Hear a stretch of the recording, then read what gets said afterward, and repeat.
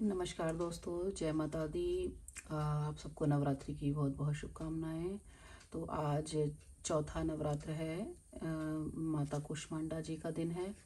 तो आज हम अध्याय छठा और सातवां अध्याय करेंगे। और उससे पहले हम सप्तश्लोकी दुर्गा और अपने दुर्गा अष्टोत्तर शतनाम स्तोत्र और जो हम करते हैं कीलकम, अर्गला स्तोत्र और कवच, इससे हम पहले स्टार्ट करेंगे और उसके बाद अध्याय करेंगे।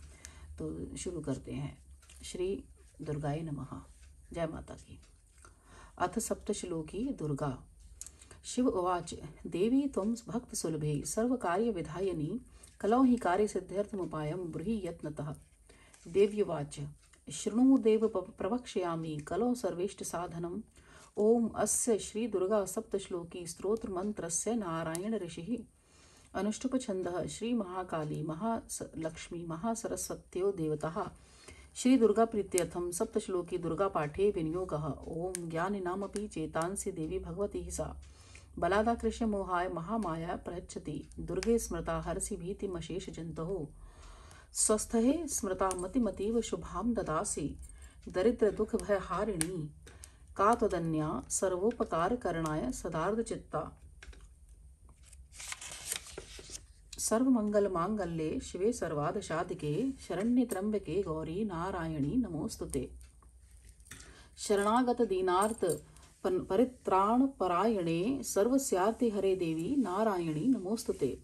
सर्वस्वरूपे सर्वेशे सर्वशक्ति समन्विते भयेभ्यस्त्राहि नु देवी दुर्गे देवी नमोस्तुते। रोगान शेषान पहंसि तुष्टारुष्टा तु कामान सकलान भीष्टान त्वामाश्रितानां न विपन्नराणां त्वामाश्रिता हि श्रयतां प्रयान्ति। सर्वा बाधा प्रशमनं त्रैलोक्यासिखिलेश्वरी एवमेव त्वया कार्यमस्मद्वैर्य विनाशनम्। इति श्री सप्तश्लोकी दुर्गा संपूर्णम्। श्री दुर्गा अष्टोत्तर शतनाम स्तोत्रम्। शतनाम प्रवक्ष्यामि शृणुष्व कमलानने यस्य प्रसाद मात्रेण दुर्गा प्रीता भवेत् सती। ओम सती साध्वी भव प्रीता भवानी भवमोचनी आर्या दुर्गा जया चाद्या त्रिनेत्रा शूलधारिणी पिनाकधारिणी चित्राचंड घंटा महातपा मनोबुद्धि अहंकारा चित्त रूपा चिताचितिः। सर्वमंत्रमयी सत्ता सत्यानंद स्वरूपिणी अनंता भाविनी भाव्या भव्य भव्या सदा गतिः। शांभवी देव माता चचिंता रत्न प्रिया सदा सर्व विद्या दक्ष कन्या दक्ष यज्ञ विनाशिनी अपर्णा अनेक वर्णा च पाटला पाटलावती पट्टांबर परिधाना कलमंजीर रंजिनी अमेय विक्रमा क्रूरा सुंदरी सुर सुंदरी वन दुर्गा च मातंगी मतंग मुनि पूजिता ब्राह्मी महेश्वरी चैन्द्री कौमारी वैष्णवी तथा चामुंडा चैव वाराही लक्ष्मीश्च पुरुषाकृतिः। विमलोत्कर्षिणी ज्ञाना क्रिया नित्या च बुद्धिदा बहुला बहुल प्रेमा सर्ववाहन वाहना निशुंभ शुंभ हननी महिषासुर मर्दिनी मधुकैटभ हंत्री चंड मुंड विनाशिनी सर्वासुर विनाशा च सर्वदानव घातिनी सर्वशास्त्रमयी सत्या सर्वास्त्र धारिणी तथा अनेक शस्त्र हस्ता च अनेकास्त्रस्य धारिणी कुमारी चैक कन्या च कैशोरी युवती यति अप्रौढ़ा चैव प्रौढ़ा च वृद्ध माता बलप्रदा महोदरी मुक्तकेशी घोर रूपा महाबला अग्निज्वाला रौद्रमुखी कालरात्रि तपस्विनी नारायणी भद्रकाली विष्णुमाया जलोदरी शिवदूती कराली च अनंता परमेश्वरी कात्यायनी च सावित्री प्रत्यक्षा ब्रह्मवादिनी। य इदं प्रपठे नित्यं दुर्गा नाम शताष्टकं नासाध्यं विदते देवी त्रिषु लोकेषु पार्वती। धनं धान्यं सुतं जायं हयं हस्तिनमेव च चतुर्वर्गं तथा चान्ते लभेन् मुक्तिं च शाश्वतीम्। कुमारीं पूजयित्वा तु ध्यात्वा देवीं सुरेश्वरीं पूजयेत् परया भक्त्या पठ्ये नाम शताष्टकम्। तस्या सिद्धिर्भवेद् देवी सर्वे सुरवरेरपि राजानुदासतां यान्ति राज्य श्रियमवाप्नुयात्। गोरोचनालक्त कुङ्कुमेन सिन्दूर कर्पूर मधुत्रयेण विलिख्य यन्त्रं विधिना विधिज्ञो भवेत् सदा धार्यते पुरारिः। भौमावास्या निशामग्रे चन्द्रे शतभिषां गते विलिख्यं प्रपठेत् स्तोत्रं च स भवेत् संपदां पदम्। इति श्री विश्वसारतन्त्रे दुर्गाष्टोत्तर शतनाम स्तोत्रं समाप्तम्। अथ देव्याः कवचम्। श्री दुर्गाए नमः। मार्कंडेय जी कहते हैं, ओम चंडिका देवी को नमस्कार है। कहते हैं कि पितामह जो इस संसार में परम गोपनीय तथा मनुष्यों की सब प्रकार से रक्षा करने वाला है और जो अब तक आपने दूसरे किसी के सामने प्रकट नहीं किया हो, ऐसा कोई साधन मुझे बताइए। ब्रह्मा जी बोले कि हे ब्राह्मण, ऐसा साधन तो एक देवी का कवच ही है जो गोपनीय से भी परम गोपनीय, पवित्र तथा संपूर्ण प्राणियों का उपकार करने वाला है। हे महामुने, उसे श्रवण करो। देवी की 9 मूर्तियां हैं जिन्हें नव दुर्गा कहते हैं। उनके पृथक पृथक नाम बतलाए जाते हैं। प्रथम नाम शैलपुत्री, द्वितीय नाम ब्रह्मचारिणी, तीसरा स्वरूप चंद्रघंटा के नाम से प्रसिद्ध है, चौथी मूर्ति को कुष्मांडा कहते हैं, 5वीं दुर्गा का नाम स्कंद माता है, देवी के छठे रूप को कात्यायनी कहते हैं, 7वां कालरात्रि और 8वां स्वरूप महागौरी के नाम से प्रसिद्ध है, 9वीं दुर्गा का नाम सिद्धिदात्री है। ये सब नाम सर्वज्ञ महात्मा वेद भगवान के द्वारा ही प्रतिपादित हुए हैं।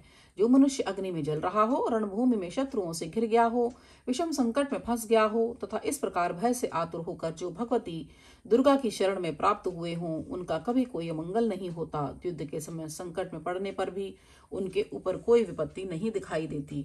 उन्हें शोक, दुख और भय की प्राप्ति नहीं होती। जिन्होंने भक्ति पूर्वक देवी का स्मरण किया है उनका निश्चय ही अभ्युदय होता है। हे देवेश्वरी, जो तुम्हारा चिंतन करते हैं उनकी तुम निस्संदेह रक्षा करती हो। चामुंडा देवी प्रेत पर आरूढ़ होती है, वाराही भैंसे पर सवारी करती है, ऐन्द्री का वाहन ऐरावत हाथी है, वैष्णवी देवी गरुड़ पर ही आसन जमाती है, माहेश्वरी वृषभ पर आरूढ़ होती है, कौमारी का वाहन मयूर है, भगवान विष्णु की प्रियतमा लक्ष्मी देवी कमल के आसन पर विराजमान है और हाथों में कमल धारण किए हुए हैं। वृषभ पर आरूढ़ ईश्वरी देवी ने श्वेत रूप धारण कर रखा है। ब्राह्मी देवी हंस पर बैठी हुई हैं और सब प्रकार के आभूषणों से विभूषित हैं। इस प्रकार ये सभी माताएं योग शक्तियों से संपन्न हैं। इनके सिवा और भी बहुत सी देवियां हैं जो अनेक प्रकार के आभूषणों की शोभा से युक्त तथा नाना प्रकार के रत्नों से सुशोभित हैं। ये संपूर्ण देवियां क्रोध में भरी हुई हैं और भक्तों की रक्षा के लिए रथ पर बैठी दिखाई देती हैं। ये शंख, चक्र, गदा, शक्ति, हल और मूसल, खेटक और तोमर, परशु तथा पाश, कुंत और त्रिशूल एवं उत्तम शार्ंग, धनुष आदि अस्त्र शस्त्र अपने हाथों में धारण करती हैं। दैत्यों के शरीर का नाश करना, भक्तों को अभयदान देना और देवताओं का कल्याण करना, यही उनके शस्त्र धारण का उद्देश्य है। कवच करने के पहले इस प्रकार प्रार्थना करनी चाहिए। महान रौद्र रूप, अत्यंत घोर पराक्रम, महान बल और महान उत्साह वाली देवी, तुम महान भय का नाश करने वाली हो, तुम्हें नमस्कार है। तुम्हारी ओर देखना भी कठिन है। शत्रुओं का भय बढ़ाने वाली जगदम्बिके, मेरी रक्षा करो। पूर्व दिशा में इंद्री शक्ति मेरी रक्षा करें। अग्नि कोण में अग्नि शक्ति, दक्षिण दिशा में वाराही तथा नैऋत्य कोण में खड़ग धारिणी मेरी रक्षा करें। पश्चिम दिशा में वारुणी और वायव्य कोण में मृग पर सवारी करने वाली देवी मेरी रक्षा करें। उत्तर दिशा में कौमारी और ईशान कोण में शूलधारिणी देवी रक्षा करें। ब्रह्माणी, तुम ऊपर की ओर से मेरी रक्षा करो और वैष्णवी देवी नीचे की ओर से मेरी रक्षा करें। इसी प्रकार शव को अपना वाहन बनाने वाली चामुंडा देवी 10 दिशाओं में मेरी रक्षा करे। जया आगे से और विजया पीछे की ओर से मेरी रक्षा करें। वाम भाग में अजिता और दक्षिण भाग में अपराजिता रक्षा करें। उद्योतिनी शिखा की रक्षा करें। उमा मेरे मस्तक पर विराजमान होकर रक्षा करें। ललाट में मालाधारी रक्षा करे और यशस्विनी देवी मेरी बाहों का संरक्षण करे। बाहों के मध्य भाग में त्रिनेत्रा और नथनों की यम घंटा देवी रक्षा करें। दोनों नेत्रों के मध्य भाग में शंखिनी और कानों में द्वारवासिनी रक्षा करें। कालिका देवी कपोलों की तथा भगवती शांकरी कानों के मूल भाग की रक्षा करे। नासिका में सुगंधा और ऊपर के ओठ में चर्चिका देवी रक्षा करें। नीचे के ओठ में अमृतकला तथा जिह्वा में सरस्वती देवी रक्षा करें। कौमारी दांतों की और चंडिका कंठ प्रदेश की रक्षा करे। चित्रघंटा गले की घंटी की और महामाया तालू में रहकर रक्षा करें। कामाक्षी ठोडी की और सर्वमंगला मेरी वाणी की रक्षा करें। भद्रकाली ग्रीवा में और धनुर्धरी पृष्ठवंश में मेरुदंड में रहकर रक्षा करें। कंठ के बाहरी भाग में नीलग्रीवा और कंठ की नली में नलकुबरी रक्षा करें। दोनों कंधों में खड्गनी और मेरी दोनों भुजाओं की वज्रधारिणी रक्षा करें। दोनों हाथों में दंडिनी और अंगुलियों में अंबिका रक्षा करें। शूलेश्वरी नखों की रक्षा करें और कुलेश्वरी कुशी में रहकर रक्षा करें। महादेवी दोनों स्तनों की और शोक विनाशिनी देवी मन की रक्षा करें। ललिता देवी हृदय में और शूलधारिणी देवी उदर में रहकर रक्षा करें। नाभि में कामिनी और गुह्य भाग की गुह्येश्वरी रक्षा करें। पूतना और कामिका लिंग की और महिषवाहिनी गुदा की रक्षा करें। भगवती कटिभाग की और विंध्यवासिनी घुटनों की रक्षा करें। संपूर्ण कामनाओं को देने वाली महाबला देवी दोनों पिंडलियों की रक्षा करें। नारसिंही दोनों घुट्टियों की और तेजस्वी देवी दोनों चरणों के पृष्ठभाग की रक्षा करें। श्री देवी पैरों की अंगुलियों में रहकर और तलवासिनी पैरों के तलुओं में रहकर रक्षा करें। अपनी दाढ़ों के कारण भयंकर दिखाई देने वाली दृष्टा कराली देवी नखों की और ऊर्ध्वकेशनी देवी केशों की रक्षा करें। रोमावलियों के छिद्रों में कौबेरी और त्वचा की वागीश्वरी देवी रक्षा करे। पार्वती देवी रक्त, मज्जा, वसा, मांस, हड्डी और मेद की रक्षा करे। हाथों की कालरात्रि और पित्त की मुकुटेश्वरी रक्षा करे।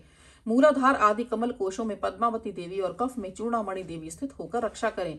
नख के तेज की ज्वालामुखी रक्षा करे, जिसका किसी भी अस्त्र से भेदन नहीं हो सकता, वह अभेद्या देवी शरीर की समस्त संधियों में रहकर रक्षा करें। हे ब्रह्माणी, आप मेरे वीर की रक्षा करें। छत्रेश्वरी छाया की तथा धर्मधारिणी देवी मेरे मन, अहंकार और बुद्धि की रक्षा करें। हाथ में वज्र धारण करने वाली वज्रहस्ता देवी मेरे प्राण, अपान, व्यान, उदान और समान वायु की रक्षा करें। कल्याण से शोभित होने वाली भगवती कल्याण शोभना मेरे प्राण की रक्षा करें। रस, रूप, गंध, शब्द और स्पर्श इन विषयों का अनुभव करते समय योगिनी देवी मेरी रक्षा करें तथा सत्वगुण, रजोगुण और तमोगुण की रक्षा सदा नारायणी देवी करें। वाराही आयु की रक्षा करें, वैष्णवी धर्म की रक्षा करें तथा चक्रनी चक्र धारण करने वाली देवी यश, कीर्ति, लक्ष्मी, धन तथा विद्या की रक्षा करें। इंद्राणी, आप मेरे गोत्र की रक्षा करें। चंडिके, तुम मेरे पशुओं की रक्षा करो। महालक्ष्मी पुत्रों की रक्षा करें और भैरवी पत्नी की रक्षा करें। मेरे पथ की सुपथा तथा मार्ग की क्षेम करी रक्षा करें। राजा के दरबार में महालक्ष्मी रक्षा करे तथा सब ओर व्याप्त रहने वाली विजया देवी संपूर्ण भयों से मेरी रक्षा करे। हे देवी, जो स्थान कवच में नहीं कहा गया है अतएव रक्षा से रहित है, वह सब तुम्हारे द्वारा सुरक्षित हो, क्योंकि तुम विजयशालिनी और पापनाशनी हो। यदि अपने शरीर का भला चाहे तो मनुष्य बिना कवच के कहीं एक पग भी न जाए, कवच का पाठ करके ही यात्रा करे। कवच के द्वारा सब ओर से सुरक्षित मनुष्य जहां जहां भी जाता है वहां वहां उसे धन लाभ होता है तथा संपूर्ण कामनाओं की सिद्धि करने वाली विजय की प्राप्ति होती है। वह जिस जिस अभीष्ट वस्तु का चिंतन करता है वह उसको निश्चय ही प्राप्त कर लेता है। वह पुरुष इस पृथ्वी पर तुलना रहित महान ऐश्वर्य का भागी होता है। कवच से सुरक्षित मनुष्य निर्भय हो जाता है, युद्ध में उसकी पराजय नहीं होती तथा वह तीनों लोकों में पूजनीय होता है। देवी का यह कवच देवताओं के लिए भी दुर्लभ है। जो प्रतिदिन नियम पूर्वक तीनों संध्याओं के समय श्रद्धा के साथ इसका पाठ करता है उसे देवी कला प्राप्त होती है तथा वह तीनों लोकों में कहीं भी पराजित नहीं होता। इतना ही नहीं, वह अपमृत्यु से रहित हो 100 से भी अधिक वर्षों तक जीवित रहता है। मकरी, चेचक और कोढ़ आदि उसकी संपूर्ण व्याधियां नष्ट हो जाती हैं। कनेर, भांग, अफीम, धतूरे आदि का स्थावर विष, सांप, बिच्छू आदि के काटने से चढ़ा हुआ जंगम विष तथा अहिफेन और तेल के संयोग से बनने वाला कृत्रिम विष, ये सभी प्रकार के विष दूर हो जाते हैं, उनका कोई असर नहीं होता। इस पृथ्वी पर मारण, मोहन आदि जितने अभिचारिक प्रयोग होते हैं तथा इस प्रकार के जितने मंत्र यंत्र होते हैं वे सब इस कवच को हृदय में धारण कर लेने पर उस मनुष्य को देखते ही नष्ट हो जाते हैं। यही नहीं, पृथ्वी पर विचरने वाले ग्राम देवता, आकाशचारी देव, विशेष जल के संबंध से प्रकट होने वाले गण, उपदेश मात्र से सिद्ध होने वाले निम्न कोटि के देवता, अपने जन्म के साथ प्रकट होने वाले देवता, कुल देवता, माला, कंठमाला आदि, डाकिनी, शाकिनी, अंतरिक्ष में विचरने वाली अत्यंत बलवती भयानक डाकिनियां, ग्रह, भूत, पिशाच, यक्ष, गंधर्व, राक्षस, ब्रह्म राक्षस, विताल, कुष्मांड और भैरव आदि अनिष्ट कारक देवता भी हृदय में कवच धारण करने पर किए रहने पर उस मनुष्य को देखते ही भाग जाते हैं। कवचधारी पुरुष को राजा से सम्मान वृद्धि प्राप्त होती है। यह कवच मनुष्य के तेज की वृद्धि करने वाला और उत्तम है। कवच का पाठ करने वाला पुरुष अपनी कीर्ति से विभूषित भूतल पर अपने सुयश के साथ साथ वृद्धि को प्राप्त करता है। जो पहले इस कवच का पाठ करके उसके बाद सप्तशती चंडी का पाठ करता है, उसकी जब तक यह वन पर्वत और कानूनों सहित यह पृथ्वी टिकी रहती है तब तक यहाँ पुत्र पौत्र आदि संतान परंपरा बनी रहती है। फिर देह का अंत होने पर वह पुरुष भगवती महामाया के प्रसाद से उस नित्य परम पद को प्राप्त होता है जो देवताओं के लिए भी दुर्लभ है। वह सुंदर दिव्य रूप धारण करता है और कल्याण में शिव के साथ आनंद का भागी होता है। इति देव्या कवचम संपूर्णम। अथ अर्गला स्तोत्रम। चंडिका देवी को नमस्कार है। ओम। मार्कंडे जी कहते हैं कि ओम जयंती, मंगला काली, भद्रकाली, कपालिनी, दुर्गा, क्षमा, शिवा, धात्री, स्वाहा और सुधा। इन नामों से प्रसिद्ध जगदम्बिके तुम्हें मेरा नमस्कार हो। हे देवी चामुंडे तुम्हारी जय हो। संपूर्ण प्राणियों की पीड़ा हरने वाली देवी तुम्हारी जय हो। सब में व्याप्त रहने वाली देवी तुम्हारी जय हो। काल रात्रि तुम्हें नमस्कार हो। मधु और कैटभ को मारने वाली तथा ब्रह्मा जी को वरदान देने वाली देवी तुम्हें नमस्कार है। तुम मुझे रूप आत्म स्वरूप का ज्ञान दो। जय यानी कि मोह पर विजय दो, यश मोह विजय तथा ज्ञान प्राप्ति रूप यश दो, और काम क्रोध आदि शत्रुओं का नाश करो।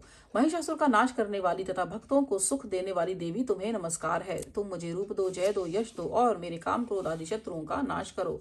रक्त बीज का वध और चंड मुंड का विनाश करने वाली देवी तुम मुझे रूप दो, जय दो, यश दो, और मेरे काम क्रोध आदि शत्रुओं का नाश करो। शुंभ और निशुंभ तथा धूम्रलोचन का मर्दन करने वाली देवी तुम मुझे रूप दो, जय दो, यश दो, और मेरे काम क्रोध आदि शत्रुओं का नाश करो। सबके द्वारा वंदित युगल चरणों वाली तथा संपूर्ण सौभाग्य प्रदान करने वाली देवी तुम मुझे रूप दो, जय दो, यश दो, और मेरे काम क्रोध आदि शत्रुओं का नाश करो। तुम्हारे रूप और चरित्र अचिंत्य हैं।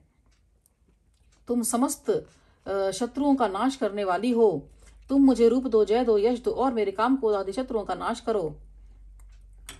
हे चंडिके, पापों को दूर करने वाली चंडिके, जो भक्ति पूर्वक तुम्हारे चरणों में सर्वदा मस्तक झुकाते हैं तुम उन्हें रूप दो, जय दो, यश दो, और उनके काम क्रोध आदि शत्रुओं का नाश करो। रोगों का नाश करने वाली चंडिके, जो भक्ति पूर्वक तुम्हारी स्तुति करते हैं तुम उन्हें रूप दो, जय दो, यश दो, और उनके काम क्रोध आदि शत्रुओं का नाश करो। हे चंडिके, इस संसार में जो भक्ति पूर्वक तुम्हारी पूजा करते हैं तुम उन्हें रूप दो, जय दो, यश दो, और उनके काम क्रोध आदि शत्रुओं का नाश करो। मुझे सौभाग्य और आरोग्य दो, परम सुख दो, रूप दो, जय दो, यश दो, और मेरे काम क्रोध आदि शत्रु का नाश करो। जो मुझसे द्वेष रखते हो उनका नाश और मेरे बल की वृद्धि करो। रूप दो, जय दो, यश दो, और मेरे काम क्रोध आदि शत्रुओं का नाश करो। हे देवी, मेरा कल्याण करो, मुझे उत्तम संपत्ति प्रदान करो। रूप दो, जय दो, यश दो, और मेरे काम क्रोध आदि शत्रुओं का नाश करो। हे अंबिके, देवता और असुर दोनों ही अपने माथे के मुकुट की मणियों को तुम्हारे चरणों पर घिसते रहते हैं। तुम मुझे रूप दो, जय दो, यश दो, और मेरे काम क्रोध आदि शत्रुओं का नाश करो। तुम अपने भक्त जन को विद्वान, यशस्वी और लक्ष्मीवान बनाओ तथा रूप दो, जय दो, यश दो, और उनके काम क्रोध आदि शत्रुओं का नाश करो। प्रचंड दैत्यों के दर्प का दलन करने वाली चंडिके, मुझ शरणागत को रूप दो, जय दो, यश दो, और मेरे काम क्रोध आदि शत्रुओं का नाश करो। चतुर्मुख ब्रह्मा जी के द्वारा प्रशंसित चार भुजाधारिणी परमेश्वरी, तुम मुझे रूप दो, जय दो, यश दो, और मेरे काम क्रोध आदि शत्रुओं का नाश करो। हे देवी अंबिके, भगवान विष्णु नित्य निरंतर भक्ति पूर्वक तुम्हारी स्तुति करते हैं। तुम मुझे रूप दो, जय दो, यश दो, और मेरे काम क्रोध आदि शत्रुओं का नाश करो। हिमालय कन्या पार्वती के पति महादेव जी के द्वारा प्रशंसित होने वाली परमेश्वरी, तुम मुझे रूप दो, जय दो, यश दो, और मेरे काम क्रोध आदि शत्रुओं का नाश करो। शचीपति इंद्र के द्वारा सद्भाव से पूजित होने वाली परमेश्वरी, तुम मुझे रूप दो, जय दो, यश दो, और मेरे काम क्रोध आदि शत्रुओं का नाश करो। प्रचंड भुजदंडों वाले दैत्यों का घमंड चूर करने वाली देवी, तुम मुझे रूप दो, जय दो, यश दो, और मेरे काम क्रोध आदि शत्रुओं का नाश करो। देवी अंबिके, तुम अपने भक्तजनों को असीम आनंद प्रदान करती रहती हो। मुझे रूप दो, जय दो, यश दो, और मेरे काम क्रोध आदि शत्रुओं का नाश करो। मन की इच्छा के अनुसार चलने वाली मनोहर पत्नी प्रदान करो, जो दुर्गम संसार सागर से तारने वाली तथा उत्तम कुल में उत्पन्न हुई हो। जो मनुष्य इस स्त्रोत का पाठ करके सप्तशती के महास्त्रोत का पाठ करता है वह सप्तशती की जप संख्या से मिलने वाले श्रेष्ठ फल को प्राप्त होता है, साथ ही वह प्रचुर संपत्ति भी प्राप्त कर लेता है। इति देव्य का अर्गला स्त्रोतम संपूर्णम। जय माता दी। अथ कीलकम। ओम चंडिका देवी को नमस्कार है। मार्कंडे जी कहते हैं कि विशुद्ध ज्ञान ही जिनका शरीर है, तीनों वेद ही जिनके तीन दिव्य नेत्र हैं, जो कल्याण प्राप्ति के हेतु हैं तथा अपने मस्तक पर अर्धचंद्र का मुकुट धारण करते हैं, उन भगवान शिव को नमस्कार है। मंत्रों का जो अभिकीलक है, अर्थात मंत्रों की सिद्धि में विघ्न उपस्थित करने वाले शाप रूपी कीलक का जो निवारण करने वाला है, उस सप्तशती स्त्रोत को संपूर्ण रूप से जानना चाहिए और जानकर उसकी उपासना करनी चाहिए। यद्यपि सप्तशती के अतिरिक्त अन्य मंत्रों के जप में भी जो निरंतर लगा रहता है वह भी कल्याण का भागी होता है। उसके भी उच्चाटन आदि कर्म सिद्ध होते हैं तथा उसे भी समस्त दुर्लभ वस्तुओं की प्राप्ति हो जाती है। तथापि जो अन्य मंत्रों का जप न करके केवल इस सप्तशती नामक स्त्रोत से ही देवी की स्तुति करते हैं, उन्हें स्तुति मात्र से ही सच्चिदानंद स्वरूपिणी देवी सिद्ध हो जाती हैं। उन्हें अपने कार्य की सिद्धि के लिए मंत्र, औषधि तथा अन्य किसी साधन के उपयोग की आवश्यकता नहीं रहती। बिना जप के ही उनके उच्चाटन आदि समस्त अभिचारिक कर्म सिद्ध हो जाते हैं। इतना ही नहीं, उनकी संपूर्ण अभीष्ट वस्तुएं भी सिद्ध होती हैं।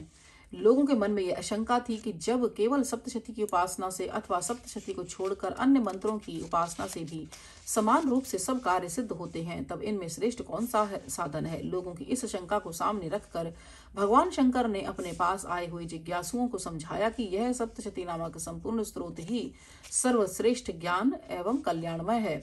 तदंतर भगवती चंडिका के सप्तशती नामक स्रोत को महादेव जी ने गुप्त कर दिया।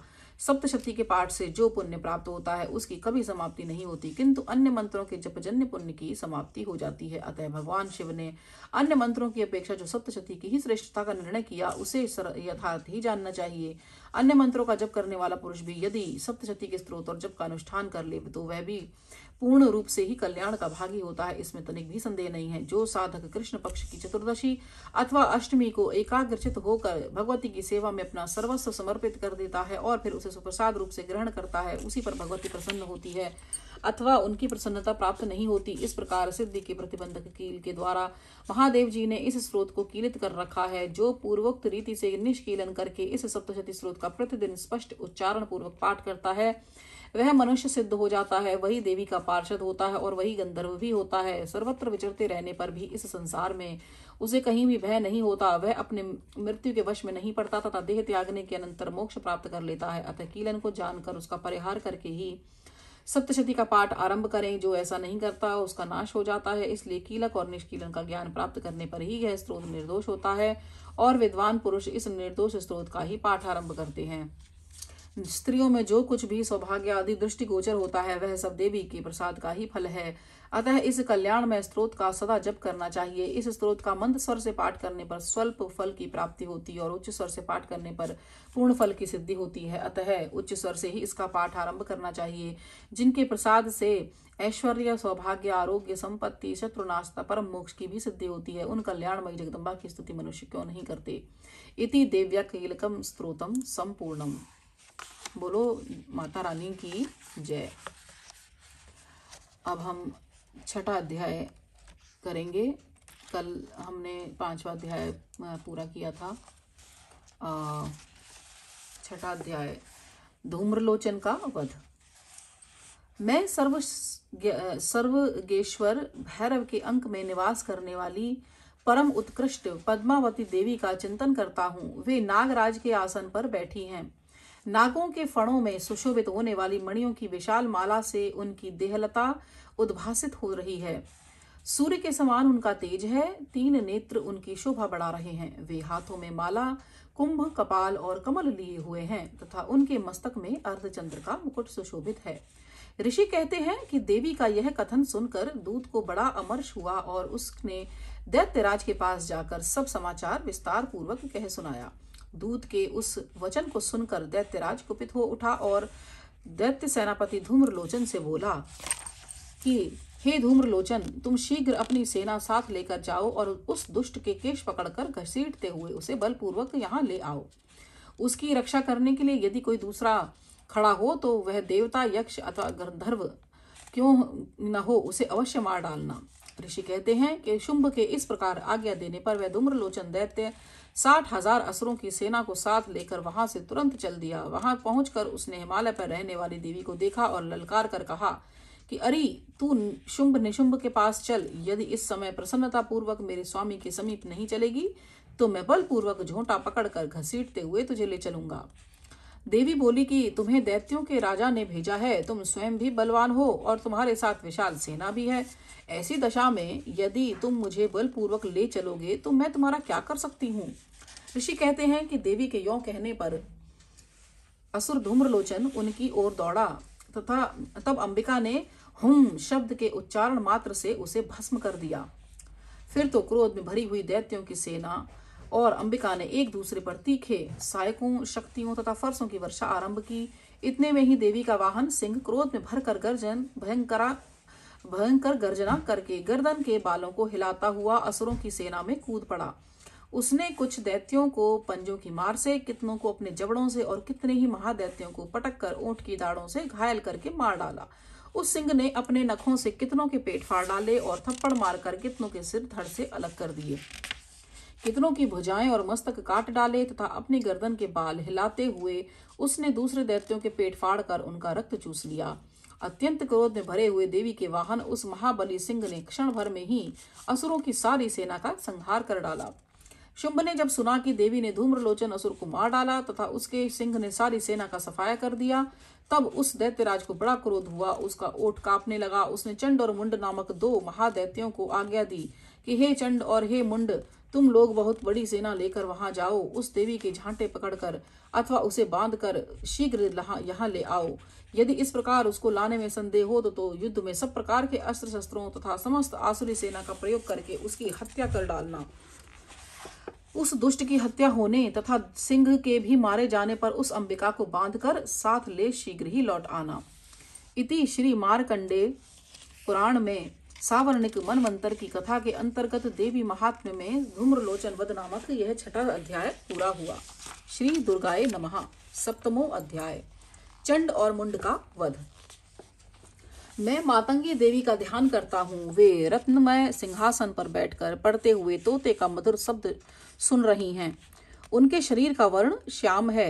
वे अपना एक पैर कमल पर रखे हुए हैं और मस्तक पर अर्धचंद्र धारण करती हैं तथा कहार पुष्पों की माला धारण किए वीणा बजाती हैं। उनके अंग में कसी हुई चोली शोभा पा रही है। वे लाल रंग की साड़ी पहने हाथ में शंख में पात्र लिए हुए हैं। उनके बदन पर मधु का हल्का हल्का प्रभाव जान पड़ता है और ललाट में बेंदी शोभा दे रही है। ऋषि कहते हैं कि तदंतर शुंभ की आज्ञा पाकर वे चंड मुंड आदि दैत्य चतुरंगिनी सेना के साथ अस्त्र शस्त्रों से सुसज्जित हो चल दिए। फिर गिरिराज हिमालय के सुवर्ण में ऊंचे शिखर पर पहुंचकर उन्होंने सिंह पर बैठी देवी को देखा। वे मंद मंद मुस्कुरा रही थी। उन्हें देखकर दैत्य लोग तत्परता से पकड़ने का उद्योग करने लगे। किसी ने धनुष तान लिया, किसी ने तलवार संभाली और कुछ लोग देवी के पास आकर खड़े हो गए। तब अंबिका ने उन शत्रुओं के प्रति बड़ा क्रोध किया। उस समय क्रोध के कारण उनका मुख काला पड़ गया, ललाट में भौहें टेढ़ी हो गईं और वहां से तुरंत विकराल मुखी काली प्रकट हुई, जो तलवार और पाश लिए हुए थीं। वे विचित्र खड्वांग धारण किए और चीते के चर्म की साड़ी पहने नरमुंडों की माला से विभूषित थीं। उनके शरीर का मांस सूख गया था, केवल हड्डियों का ढांचा था जिससे वे अत्यंत भयंकर जान पड़ती थीं। उनका मुख बहुत विशाल था, जीभ लपलपाने के कारण वे और भी डरावनी प्रतीत होती थीं। उनकी आंखें भीतर को धसी हुई और कुछ लाल थीं। वे अपनी भयंकर गर्जना से संपूर्ण दिशाओं को गुंजा रही थीं। बड़े बड़े दैत्यों का वध करती हुई वे कालिका देवी बड़े वेग से दैत्यों की उस सेना पर टूट पड़ी और उन सबको भक्षण करने लगी। वे पार्श्व रक्षकों, अंकुशधारी महावतों, योद्धाओं और घंटा सहित कितने ही हाथियों की एक ही हाथ से पकड़कर मुंह में डाल लेती थीं। इसी प्रकार घोड़े, रथ और सारथी के साथ रथी सैनिकों को मुंह में डालकर वे उन्हें बड़े भयानक रूप से चबा डालती थीं। किसी के बाल पकड़ लेती, किसी का गला दबा देती, किसी को पैरों से कुचल डालती और किसी को छाती के धक्के से गिराकर मार डालती थीं। वे असुरों के छोड़े हुए बड़े बड़े अस्त्र शस्त्र मुंह से पकड़ लेती और रोष में भरकर उनको दांतों से पीस डालती थीं। काली ने बलवान एवं दुरात्मा दैत्यों की वह सारी सेना रौंद डाली, खा डाली और कितनों को मार भगाया। कोई तलवार के घाट उतारे गए तो कोई खड़वांग से पीटे गए और कितने ही असुर दांतों के अग्रभाग से कुचले जाकर मृत्यु को प्राप्त हुए। इस प्रकार देवी ने असुरों की उस सारी सेना को क्षण भर में मार गिराया। यह देख चंड उन अत्यंत भयानक काली देवी की ओर दौड़ा तथा महादैत्य मुंड भी अत्यंत भयंकर बाणों की वर्षा से तथा हजारों बार चलाए हुए चक्रों से उन भयानक नेत्रों वाली देवी को आच्छादित कर दिया। वे अनेकों चक्र देवी के मुख में समाते हुए ऐसे जान पड़े मानो सूर्य के बहुतेरे मंडल बादलों के उदर में प्रवेश कर रहे हों। तब भयंकर गर्जना करने वाली काली ने अत्यंत रोष में भरकर विकट अट्टहास किया। उस समय उनके विकराल बदन के भीतर कठिनता से देखे जा सकने वाले दांतों की प्रभाव से वे अत्यंत उज्जवल दिखाई देती थीं। देवी ने बहुत बड़ी तलवार हाथ में लेकर हुम का उच्चारण करके चंड पर धावा किया और उसके केश पकड़कर उसी तलवार से उसका मस्तक काट डाला। चंड को मारा गया देखकर मुंड भी देवी की ओर दौड़ा। तब देवी ने रोष में भरकर उसे भी तलवार से घायल करके धरती पर सुला दिया। महापराक्रमी चंड और मुंड को मारा देख मरने से बची हुई बाकी सेना भय से व्याकुल हो चारों ओर भागी।